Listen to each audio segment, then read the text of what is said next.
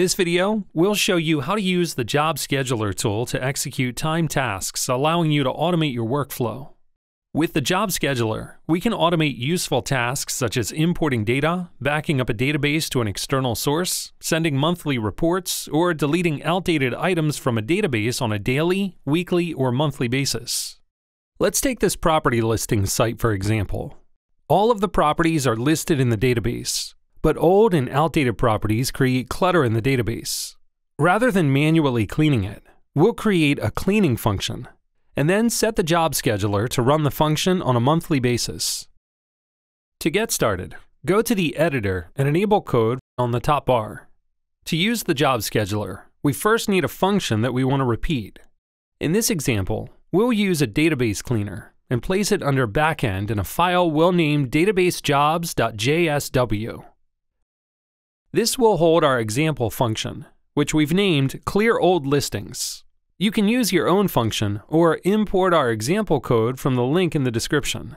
Now, using the database clearing function, we'll set the Job Scheduler to dynamically execute this operation on a monthly basis.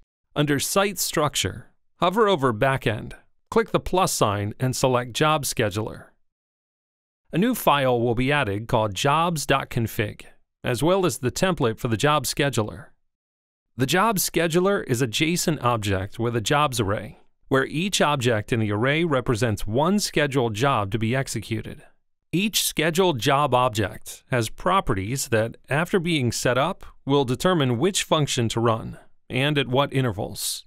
Let's set the first property, function location, to database jobs, clear old listings, in order to indicate the path and name of the web module, as well as the name of the function. Set the description property to clean 3-month-old listings to help you keep track of each scheduled jobs function. The third property, execution config, is an object whose properties will determine the time interval of job execution. In this example, we'll set the time property to 9 o'clock. Day of week is used to set the day of the execution property for jobs that are recurring weekly. This can be deleted since we want to run our cleanup job on a monthly basis.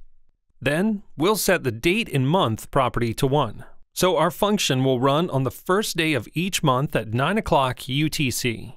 At any time in the future, we can add another scheduled job by adding objects like this to the jobs array.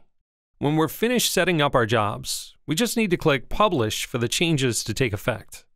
Now, when we monitor our collection on the first of each month at 9 o'clock UTC, we'll see that any items uploaded more than 3 months ago were cleared from the database collection. And that's it. Now you're ready to use the Job Scheduler tool to automatically call backend functions at specified time intervals. Go to Wix.com for a fully detailed API reference, articles, examples, and more videos.